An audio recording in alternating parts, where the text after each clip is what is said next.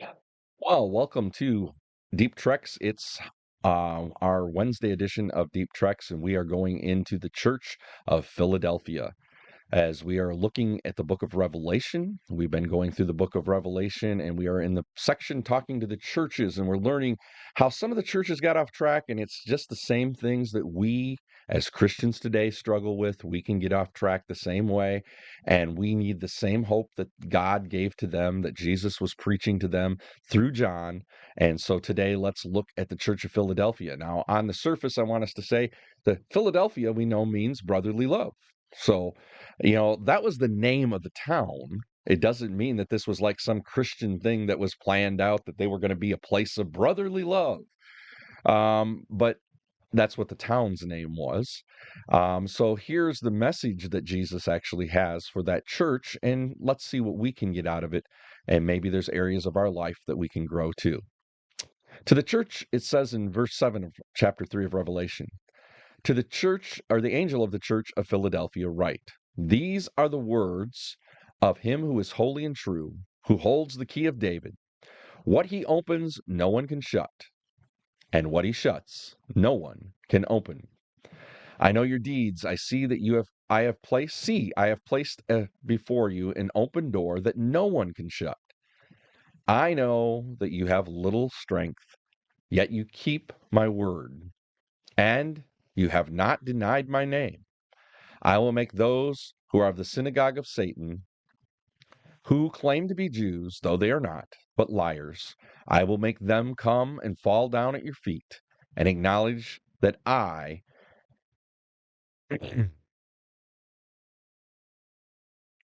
have kept my command to endure. I have loved you, sorry. I will make them acknowledge that I have loved you. Since you have kept my commands and endured patiently, I will also keep you from the hour of trial that is going to come upon the whole world to test those who live on the earth. I am coming soon. Hold on to what you have, so that no one will take your crown. Him who overcomes, I will give a pillar in the temple of my God. Never again will he leave it. I will write his name on it in the city of my God, the new Jerusalem that is coming down from heaven, and I will write on him my name.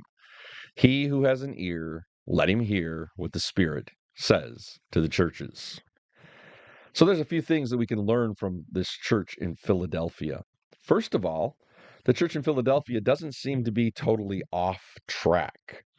He's promising them and praising them for the good that they've done. They haven't denied Christ. They have faced opposition.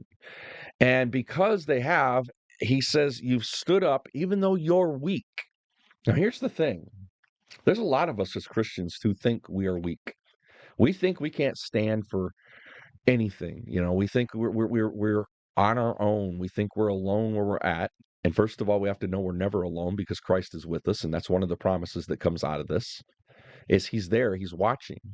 He sees the good deeds. Every church that's been through here, except for one, he says, I see some good things that are happening in your church. I see some good things that are happening in your life. And he says that about you, and he says that about me.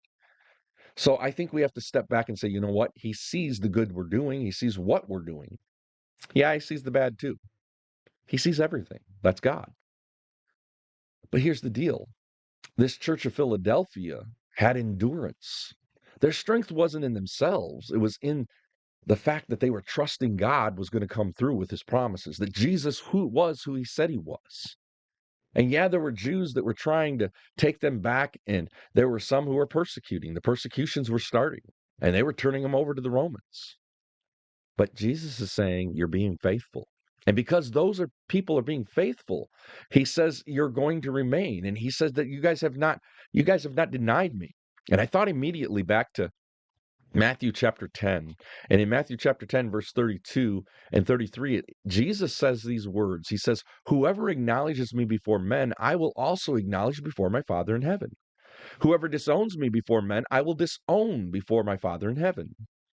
And here Jesus is saying, you people have not given up. You have not denied me in front of all of this persecution. And because of that, I'm going to build pillars. And I'm going to make you pillars in the new sanctuary, the new temple of God. When the new heaven and earth are made, I'm going to make you like temples.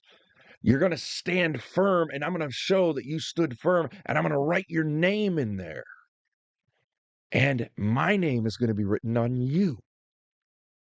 And I think this is an awesome thing because you and I can realize we face trials in life. We face sometimes persecution for some of us going through things. We may face people who don't like us because we're Christians. We may face people that just don't like us.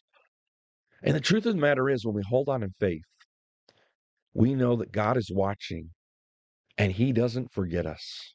When we don't deny him, when we don't hide our faith, he is going to remember us in glory. Our names are being written up there. It doesn't matter if anybody remembers us here. He remembers, if he remembers us, that's all that matters. It doesn't matter what people remember here. It matters what God remembers in heaven. And he promises to remember the faithful and to protect their souls. And in that new heaven and earth, we will be remembered and our names will be written in the book of life, and they'll be written down in glory. That's an awesome thing. So those of you that may sometimes feel like, hey, I'm a faithful person, I don't matter, realize you do matter.